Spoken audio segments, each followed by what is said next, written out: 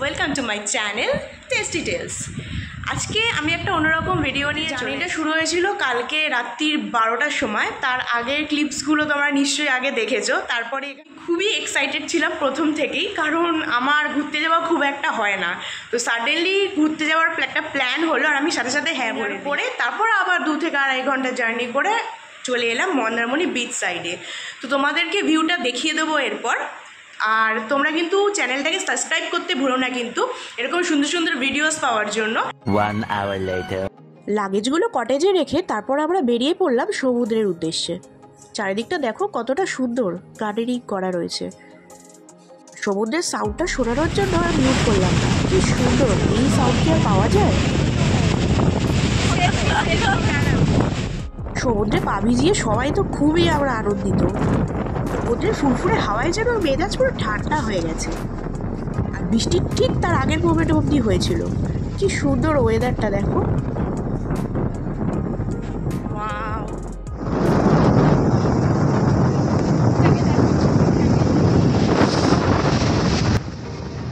চোখে কিন্তু এদিকে সবারই ঘুম দেখে কি মনে হচ্ছে তোমাদের? সবাই ফুল এনার্জেটিক।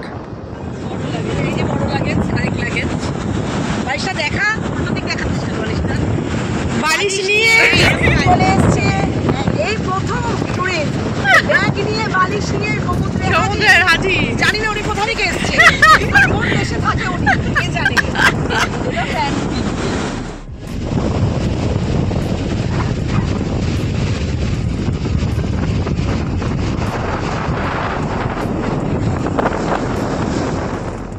সারা রাত ঘুমোয়নি যেন মনেই হচ্ছে না। সবাই একদম ফুল দমে রয়েছে। আর বাচ্চাদের জন্য এই গাড়িগুলো কিন্তু ভাড়ায় পাওয়া যায়। আর বড়দের জন্য রয়েছে কার রাইডস।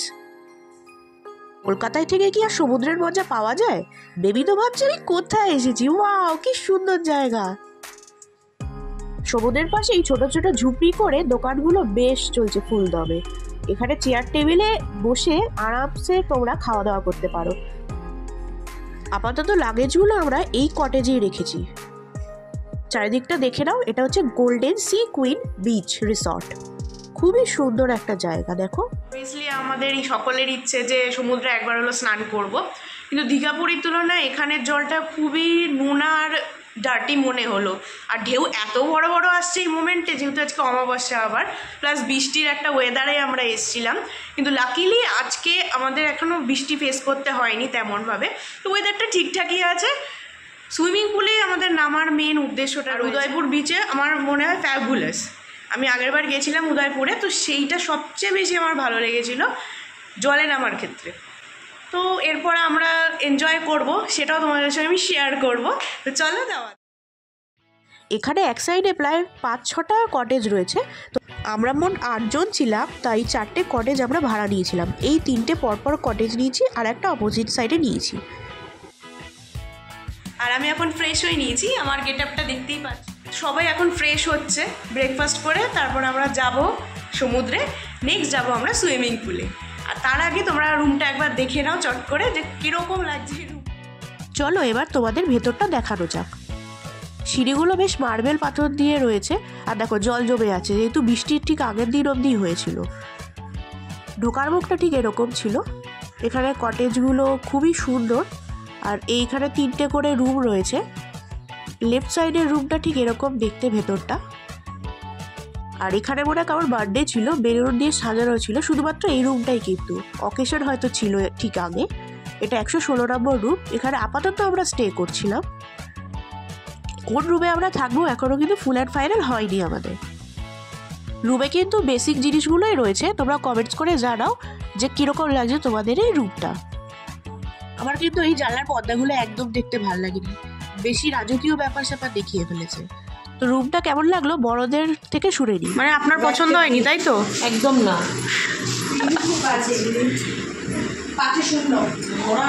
সুইমিং পুলটা করে যেন নিজেদের ইটা বাড়িয়ে দিয়েছে। আর আমাকে দেখতে তো পুরো কাকতাড়ুয়ার মতো লাগছে। চুলফুলের কি অবস্থা সারা রাত না ঘুমিয়ে। রুম তো দেখালাম, এবার বাথরুমটা মিস করা যায় নাকি? চলো সেটাও তোমাদেরকে দেখিয়ে দিই। এখানে কিন্তু গিজার রয়েছে। তোমরা গরমকালেও আর শীতকালে দুটোতেই এসে স্নান করতে পারো, কোনো অসুবিধা হবে না। আর জলের লাইন তো ঠিকই আছে, পরিষ্কার আছে, কোমরটা মোটমাট। আমার সবচেয়ে বেশি ভালো লাগছিল এই বেলুনগুলো, এখনও খোলেনি ওরা। কাবানেও অনেকটা জায়গায় রয়েছে। তো সি বিচের ধারে এই রিসর্টটা আমি ঘুরে দেখালাম তোমাদেরকে। তো এখানে কিন্তু একটা সুইমিং পুলও আছে, সেটা আমরা পরে আবার নামবো। চাও খেয়েছিলাম, সেটা রিজনেবল প্রাইসে, কিন্তু অনেক কিছু আছে এখানে কিন্তু কস্টলি রয়েছে। তো সেটা তোমাদের মেনুটা কিন্তু আমি দেখিয়ে দেবো তোমাদেরকে। তো এই মোমেন্টে আমরা সবে মাত্র এসে পৌঁছালাম সকাল সকাল, কিন্তু যেহেতু 11টার আগে পৌঁছেছি তো অনেক জায়গায় চেক আউট হয়নি, তাই আপাতত এই রুমটা আমাদেরকে দিয়েছে। কিন্তু এই রুমটা মোটামুটি ঠিকই রয়েছে। তো দেখতে গেলে তোমরাও কমেন্টস করে জানিও যে কেমন লাগছে তোমাদের এই রুমটা। ঠিকঠাক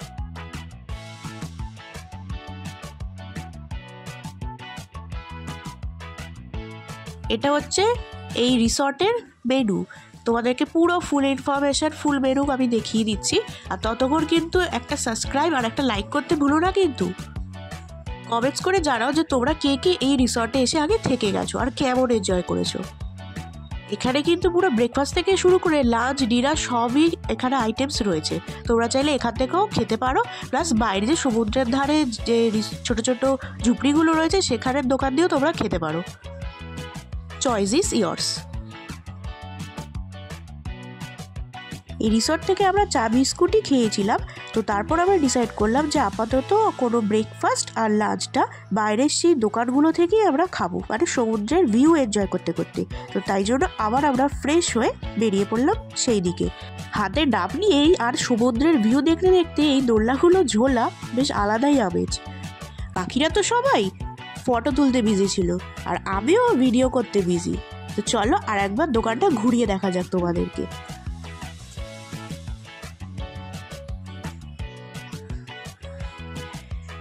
এই দোকানটা থেকেই আমরা লাঞ্চ, ব্রেকফাস্ট সমস্ত কিছুই করব বলে ডিসাইড করেছি।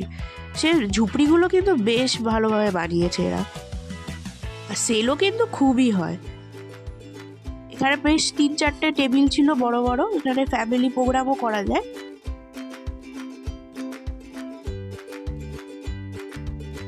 সবাই যখন ফটো তুলতে বিজি তো আমিও ভিডিও করে নিলাম। আমি আর বাদ যাই কেন। তো দেখতে দেখতে আমাদের ব্রেকফাস্ট চলে এলো। আমরা অর্ডার করেছিলাম বাটার টোস্ট আর ডিম ভাজা। এছাড়াও অনেক কিছু পাওয়া যায়, কিন্তু আমরা সবাই এটাই প্রেফার করলাম। আর হ্যাঁ, দামটা কিন্তু একটু নর্মালের তুলনায় বেশি নেবে, যেহেতু তোমরা আলাদা যে জায়গায় এসছো, এটা তো আর কলকাতা নয়।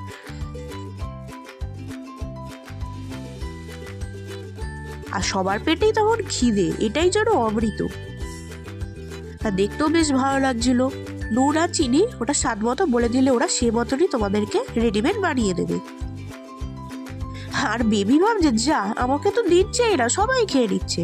আর এরপর সে বিখ্যাত কাঁকড়া। প্রত্যেকটা দোকানে কম বেশি কাঁকড়া তোমরা পেয়ে যাবে, ওরাই কালেক্ট করে এনে এখানে রেখে দেয়। যারা গেস্টরা আসে তারা চুজ করে নিতে পারে যে কোন কাঁকড়া তারা খাবে। সবার মধ্যে সাহসী ছিল এই দিদি, একমাত্র সেই এই কাঁকড়াটা হাতে ধরে ছবি তুলতে পেরেছে, আর বাকিরা সবাই ভয়েই মরে যাচ্ছে। দাদাও চেষ্টা করলো কিছুটা তোলার, বাট এই দিদি সবচেয়ে সাহসী। হাতে নিয়েছে কি, বাস হয়ে গেল রোস্ট। এই চলে এলো আমাদের কাঁকড়ার তরকারি। তরকারি বলা ভুল, এটা চাট মশলা বানিয়ে দিয়েছে, কাসুন্দির সঙ্গে আমাদেরকে সার্ভ করেছে। তো সমুদ্রে এসে কাঁকড়া খাবো না, এটা কি হতে পারে? তারপর চলে এলো আমাদের লাঞ্চ। তো লাঞ্চে আমরা কি কি অর্ডার করেছিলাম চলো এবার দেখো।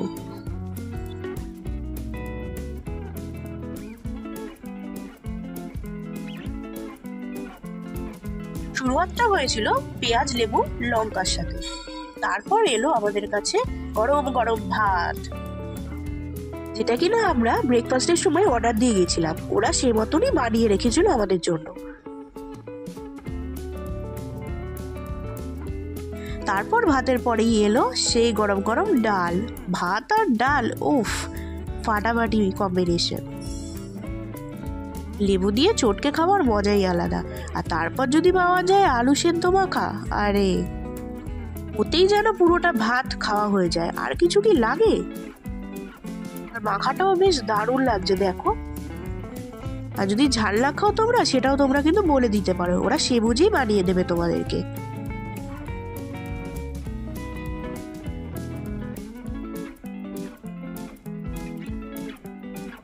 আর এরপর অর্ডার করেছিলাম সবাই পমফ্রেট মাছ। কেউ ঝোলে খাচ্ছে আর কেউ ড্রাই খাচ্ছে, তোমরা সেটা বলে দিতে পারো। তবে ঝোলের থেকে আমার মনে হয় ভাজা ভাজাটাই বেশি ভালো লাগে। মাছের সাইজটা জাস্ট দেখো, অনেকটাই বড় দিয়েছিল। এখানে খাবার দাবার কিন্তু খুবই ভালো ছিল, আমাদের লেগেছে। তো ব্যাক করে আমরা আবার চলে এলাম রিসর্টে খাওয়া দাওয়ার পর। ততক্ষণে ডিসাইড হয়ে গেছিলো যে আমরা কোন কটেজে থাকবো। আমার কটেজটা আমি পেয়েছিলাম 103 নম্বর রুম। ভেতরটা দেখো, সব রুমেই মোটমাট একই রয়েছে সমস্ত জিনিসপত্র, সাইজটা একটু কম বেশি এদিক ওদিক রয়েছে। তো মোটমাট পরিষ্কার পরিচ্ছন্ন ছিল, এটাই যথেষ্ট। আর রাখার জন্য কাবার্ডগুলো ছিল, আর দুটো চেয়ার টেবিলও এক্সট্রা আমাদের রুমে ছিল। দেখতে দেখতে রাত হয়ে গেল, আর এটা হচ্ছে রাতের ভিউ। গানগুলো জাস্ট শোনো, আলাদা করে আর মিউজিক লাগবে না কোনো।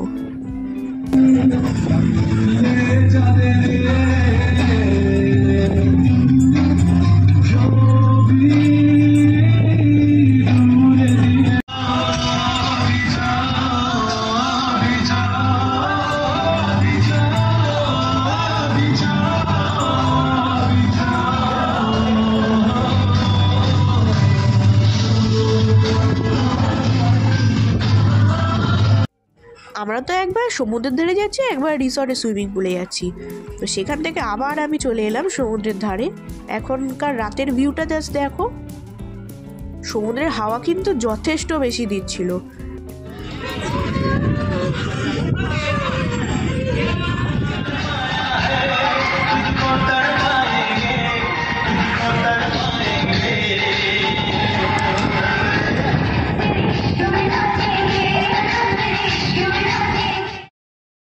রাতের ডিনারটা আমরা এই রিসর্টেই অর্ডার করেছিলাম। তো সেখানেই ওরা টেবিল বিছিয়ে আমাদেরকে রেডি করে দিয়েছিল নিজেদের কটেজের সামনে। তো এত কিছু হচ্ছে আমাদের রাতের অর্ডার করা হয়েছিল। Chowmein, fried rice, baby corn, chilli chicken, সমস্ত আইটেমই ছিল। আর ইতিমধ্যে দাদার বার্থডে ছিল, তো সেটাও একটা সেলিব্রেশন পর্ব ছিল।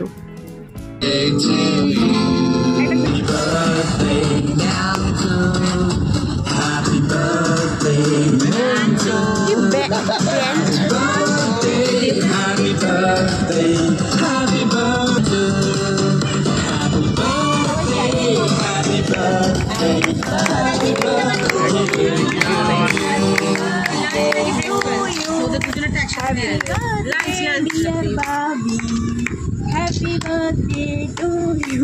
Happy birthday.